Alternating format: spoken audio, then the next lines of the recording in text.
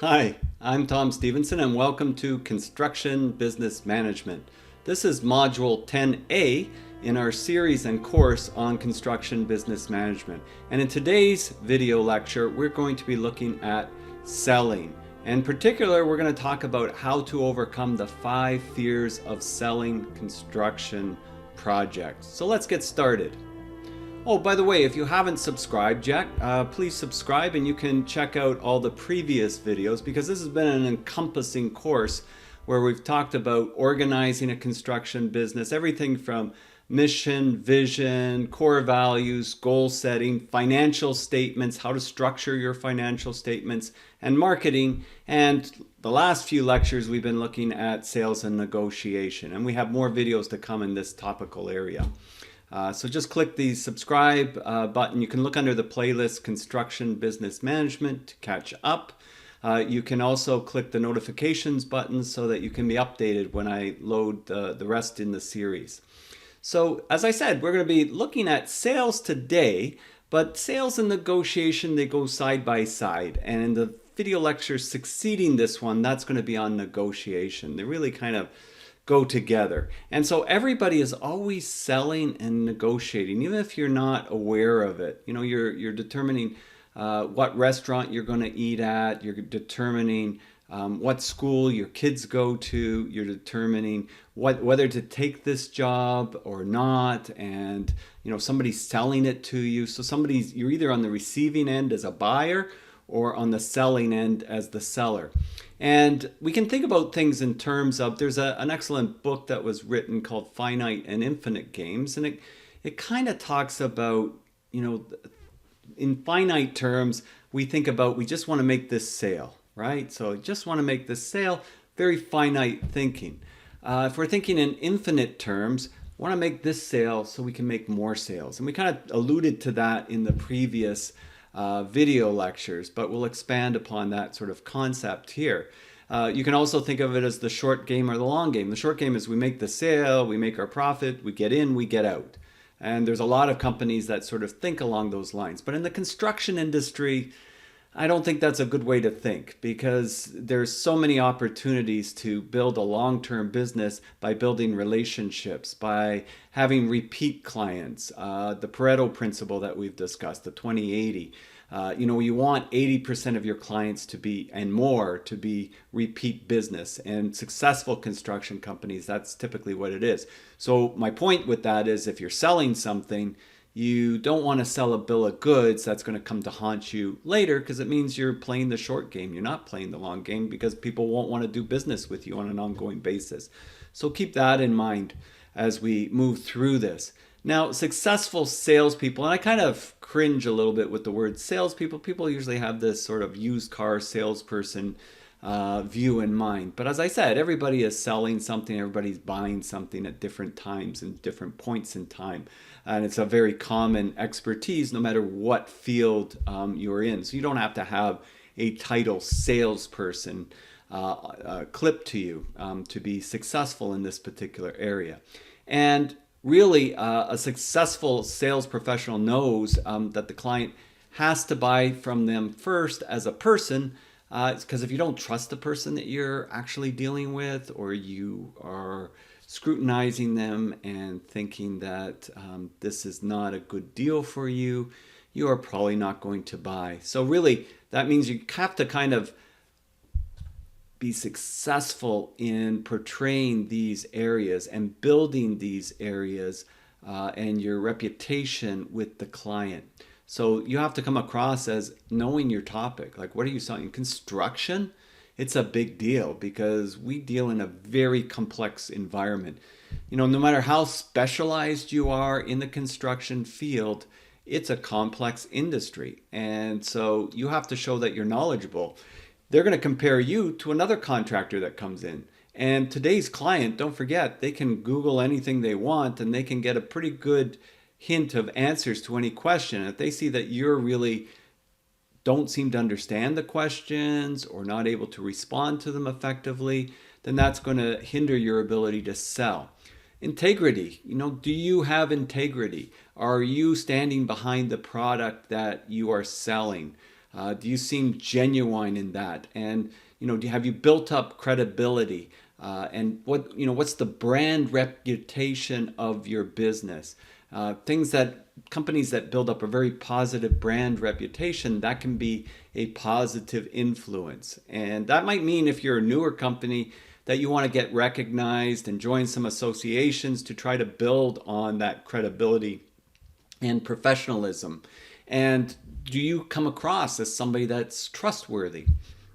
And that takes a little bit of time in your approach and in your interactions and your discussions with people, to come across that way. And if you're not genuine, like you can't do this and be insincere, people will generally read through that. So trust, professionalism, in our industry, there's a lot of people that aren't that professional. So you want to be on time. You want to make sure that you're really sort of setting an example of professionalism in your industry and reliability. That's probably one of the biggest things. People want things when they want them. And if you can't deliver it, well, then we'll go somewhere else. Or if you hint that you can and then you don't, well, you've just dropped down a few notches for repeat business. So reliability, honesty, sincerity, commitment, and caring. Are you passionate about it? Are you passionate about the sector you're in? People can really sort of tell if somebody's really passionate about what they're selling. And in the construction industries, there's lots of opportunities to display that passion. It's an excellent book. I've mentioned it before, How to Win Friends and Influence People. Well, it really comes into play when we talk about selling and we talk about negotiating. So there's a lot to be had by this. As you can see, over 75 years in print. It was written in the late 1930s, and it's been on the New York Times bestseller list even in recent years as they print new editions of it. And so for a book to last that long and done so well is kind of a good indicator from that point of view. Even Warren Buffett is a high champion of some of Dale Carnegie's work and took a course in public speaking through the Dale Carnegie Foundation. So lessons from How to Win Friends and Influence People. The following are some points that the book makes, and I think that they're good. If you're going to meet somebody and you're going to be reviewing a particular project with the potential of giving them a price or a quote, and you don't want to be, when you want to come across very professional. I've seen contractors where they kind of slam another contractor or try to berate somebody else. It comes across very negatively overall. If the client has something bad to say, well, that's one thing, but you don't want to come across like that type of individual. It can be very negative from that perspective. My wife and I, when we were looking for a property a little while back, I remember a realtor, and they kept slamming this other realtor over and over. And I thought, there's no way I want to deal with this realtor. Like, they seem to be very vengeful. So provide honest feedback and sincere appreciation. So if somebody gives you a compliment, give them take the compliment and give them some sincere appreciation. And if they're asking for some advice, try to be as honest and transparent as you can, and become really interested in the other person. You're trying to get to know what they want, what they're after, and really understand where they're coming from. And that's going to help you better to provide options for them to select. Show empathy towards others, if they have some issues and that sort of thing. And smile. Don't be too rigid. It is really good to smile. I'll talk about that a little bit later in the course when we talk about hiring people and doing interviews. Having done tons and tons of interviews for people, trying to hire people, I've always noticed somebody that smiles a lot during the interview and somebody that's sort of very deadpan. Because they're nervous, but you've got to try to let that nervousness out and smile, and people will smile back. There's one of my mentors told me, always tells me, actually, life is like a mirror. If you smile into it, it smiles back at you. And I think that's worthy advice to think about. Remember that a person's name is to that person the sweetest, most important sound in any language. So if you're going to somebody's house, make sure you've got their name down before you get there. Say it over a few times so you don't forget their name. Very, very helpful that way. And know both parties' names, the husband and the wife, both parties. If they're a married couple, or the spouse's significant others. Be a good listener. Okay, be a good listener. Encourage others to talk about themselves. Ask questions and ask them questions about themselves. People love to talk about themselves. Good salespeople know that, and you can get a lot done when you sort of start that conversation that way. And really, being a good listener today, it's a rarity. I repeat, it's a rarity to have a good listener. Why? We're all glued to our cell phones. We're all addicted to every time it vibrates or to see any message, and we're distracted. So when you're distracted, you're not a good listener. You will stand out amongst 90% of the other people. I know this. I deal with hundreds of students all the time, and sometimes they make an appointment. I had one student one time, they made an appointment to see me. I couldn't stop them from looking at their cell phone. Finally, I just got up and I said, you can make another appointment with me when you can take your eyes off that cell phone for a few minutes, right? Because I'm explaining something and they're not even listening to me. That is something that takes some practice. Most of us are distracted. It's not just that student, it's myself as well. Everyone gets distracted all the time. And if you're better than most at that, that is going to be a significant difference. And that's where some of the most successful people today, you give that person your full attention. Whether you practice that with meditation or other techniques, it's something that needs to be built upon. Put yourself in the other person's shoes. I've talked about that enough times to be sure. Look at things from their viewpoint, right? And this ties with what we'll talk about with negotiation, especially on negotiation, but also with selling. Know where they're coming from, and that way it helps you to better frame what you're offering. So finding about their interests, finding out about what they feel is important is very significant in selling. And if you're going to make the other person feel important, you gotta have to do it sincerely. If you do it insincerely, it really doesn't work. You're probably better not to do that. Show respect for the other person's opinions. You know, everybody has opinions about politics and other things. You got to be really careful in business what you're saying, because that can really offend somebody. You know, I have some opinions about politics myself, but if I find if I do it in a classroom, it's very iffy, because there'll be people that'll be in different camps on that sort of thing. So if you want to be as professional as possible what you're selling, stick to what you're selling and try to make sure that that aspect you're being very professional about, without getting into things that you don't need to get into on that respect. But you can definitely be interested in things that the person may be interested. Maybe their kids are in hockey, maybe your kids are in hockey, or maybe you have a love of triathlons and they do triathlons, whatever that may be.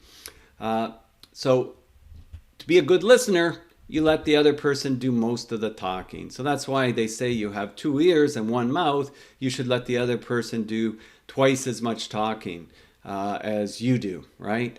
And really, if they have an idea also, that's good. You can bring that back up. Oh, remember what you mentioned about this? I think we can do that, and this is how we can actually execute on that. We can take this, this, and this and execute on your idea. Really thinking about things from a practical perspective too. If you've done work with that person before, you can praise them on how that interaction went in the past and how much you enjoy doing work with them. And that probably is very easy to do, because if they're a repeat client, they must have worked well in the past and you've decided you want to work with them again. We talked about qualifications in the previous video. So if you've gotten past that, that's a positive element that you can definitely be sincere about without any trouble. Call attention to people's mistakes indirectly. So yeah, you don't want to agree with them if they're telling you something that's not going to be true when you go to build it or construct it. You don't want to build them something that's going to be problematic, when they're telling you they want something a certain way, figure out a way to explain to them that that is not going to work well for those purposes. So I remember we had an electrician. We had a flood in the basement a little while ago, and we were just getting some prices. I'm going to be doing that myself, anyways. But we got some prices at the time, and the electrician that was giving a quote for the contractor, the insurance company contractor, was asking some questions, and then my wife said what she wanted, something a particular way, and he said to her, "Oh, you're just being silly." Honestly, he said, "Oh, you're just being silly." And it was like, I was like really surprised. And then to be honest, then I was kind of interested. Okay, so this guy's really dug himself a hole here. Let's see if he can get himself out of it. No, he wasn't going to get himself out of it. He dug his hole deeper. Really, that was it. It didn't matter what that person was selling after that. They are not going to get the project. Doesn't matter what their price was. They're not getting that project. There was no way. I wasn't going to give it to him. Neither was my wife. So that's, if somebody said something that they didn't agree, they could have framed it a lot better than to say, "Oh, you're just being silly." You could have said, "Oh, well, I would suggest we do this instead because this is this and this, and this would be a problem because of this and this." That's how you'd want to frame it. So let the other person save face. This happens a lot too in business to business relationships. Maybe you've got a manager and their boss in the same place, and you'll see this is one of the 5 fears of selling. You don't want to put them in a position where they're looking like they made some error, and that's going to make them be viewed negatively from their boss's perspective. That's kind of, even though you're thinking, well, the boss is the one with the final decision maker.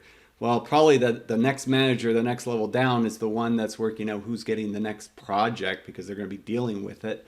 That would be a big mistake. That would be a big mistake. So you have to be very careful about those kind of things. So you might have to give that person a way out in those kind of situations, because if you're kind of crushing them, it's going to work against you. And even their boss, they probably wouldn't like that.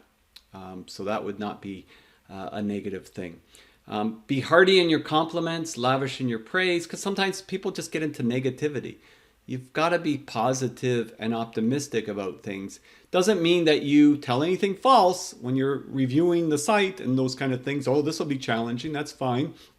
As opposed to, "This is a disaster. We'll have to, I don't know if we can figure this one out." You've got to be sort of have confidence and be positive in what you're selling.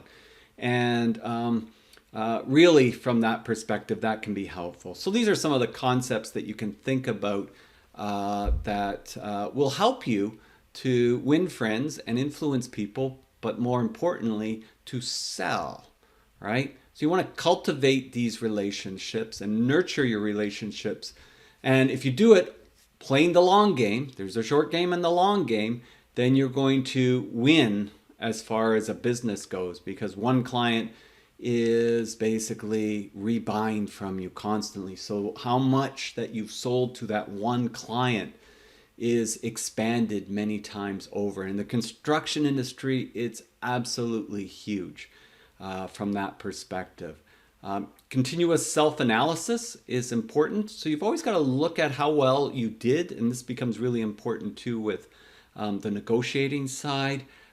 Recognizing your mistakes and looking at how could I have done that better the next time. You're not going to sell everything that you try. And you can say, well, I wonder if I tried a little bit different approach or a little bit different technique the next time. And you tweak things. And then you also, did I get the right read on this client? Would I have been better with this type of personality to take in this sort of direction? So if you don't try that and you're not aware of it, then you're not going to improve, because you really don't know where you've made your mistakes, or where you could have tweaked things, maybe if it wasn't a mistake, where you could have tweaked things to have done a little bit better that would have just, that tipping point that the client decides to go with you.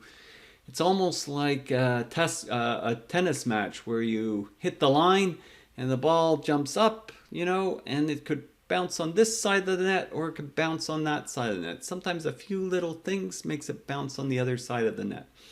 So relationship building is very important, and it takes time, and it's definitely a selling skill that will help you in the long run. And, knowing what to do or what should be done is no use unless we're able to convince the right parties to act on it, right? Think of a construction schedule. It's one thing to make a schedule, another whole thing to make it happen. Can you make happen what you're selling? And you want to be able to convince the other party that what you're selling, it's going to become reality soon enough. And that's a big deal in construction. Construction has a lot of negative sort of viewpoints as an industry. And companies, in a way, it's a good thing, I'm telling you. I'm not saying everybody in construction is great. So that's excellent. There is a very bad bottom of the barrel bunch of companies in construction that take advantage of a lot of people and businesses. And so you really just want to differentiate yourself and make sure that you deliver on what you say. And then you won't be playing the short game for long. You'll be playing the long game. And that will be really, really fruitful because you'll be referred. You'll be the preferred contractor on projects. You'll be able to get change orders at higher values in a more timely manner because you'll be able to justify those costs and you'll be able to walk them through it. And you will have built yourself up with your character, reputation, combined with the strength of your selling and negotiating skills. And that will win you projects even when you're not the low bidder. It's difficult to be successful in the construction industry by always being the low bidder. That's why you'll see a lot of GCs, they like certain other contracts besides just lump sum contracts. And we're going to have lump sum contracts, and that is the predominant contract type in the construction industry. But there's a lot of other projects. Once you get in with a private company, they may not want another price, or they may give you the project even though you're not the low bidder because you've built up such a strong valued reputation and you're very preferred with them because of that. And selling that and executing and delivering on that is or should be your long-term goal. So when I talk about the 5 fears of selling and buying, we can think about it this way. And so it's from looking at things from both perspectives, as I said, with the how to win friends and influence people. The seller's fear that they're not competent with what they're selling. So the seller's fear that they're not competent with what they're selling. If you don't believe you're competent, that will come across. And if I'm the client and then you're looking like you're not too competent or confident or competent, both, why would I want to do business with you? So you really want to make sure that you build your confidence. You work on getting to be the best you can be on that product or service that you're providing. And you build the systems into your business to make sure that it's a successful business. It takes a lot of time and effort to do that, but that's how you get into the top 20% in your field. And then that's going to really separate you from the other contractor. That's going to be very helpful if you have a high level of self-efficacy, a high confidence level that you can execute on this and that you have the knowledge and ability to do that. Number 2, you know what? People don't like rejection. People have a fear of rejection. And that is a big fear in selling. So that makes people nervous. They're maybe not themselves during the sales process. It's like an interview process. And in an interview process, some people come across very kind of timid and shy, and when they're not really. And they they come across underconfident because they're fearful of rejection. There's a long history of people that have either done online selling, like telemarketing or door-to-door sales, and they later in their careers really did well. And they credit a lot of that to the fact that they had the phone slammed on them or the door shut in their face over and over and over again. They got used to it, and then they got better at it. They still had doors slammed in their face, but they got to the point where they knew, we're going door to door, I'm going to get 4% of all the doors I knock on. And they worked their technique, and maybe they worked their technique that they got 5% of the doors that they knocked on. So they were better than most of the other salespeople, or 6%. That's a great skill. They had to practice it. They had to practice it, and then they got better and they developed a thick skin, and that made them easy for them to do the ask, like we talked about in the previous video. The buyers fear that they don't understand what the salesperson is selling. So now we're the buyer. It's the other way around. I'm not clear on what you're selling. All right, so if you know that maybe the buyer has a fear that they don't understand what the salesperson is selling, looking at it from that perspective, and you're the business owner, you can figure out what's the best way to show what we're selling. In recent years, building information modeling has been an excellent tool to animate the model on a schedule and walk the client through how this is going to be constructed and what it's going to look like. Wow, what a way to actually sell. And that was where it took off right in the beginning, was in the bidding process. It's gone to be so much more, but that's one tool, right, that the construction industry can utilize in many ways. Can you articulate that? Or do you have a really good repertoire of previous projects that you can walk clients through, and you can show them and you can explain it to them to belay that fear that they don't understand what you're selling? Number 4, the buyer's fear that if they buy the salesperson's product, the salesperson will mess up and embarrass them in front of their boss. So if you remember the 3 models that we talked about in the previous videos, this ties to the Hobbesian model, the business-to-business model, right? And that's to make sure that you, in this case, business-to-business, the Hobbesian model, we want to make sure that we deliver to that business. What is it that they need, right?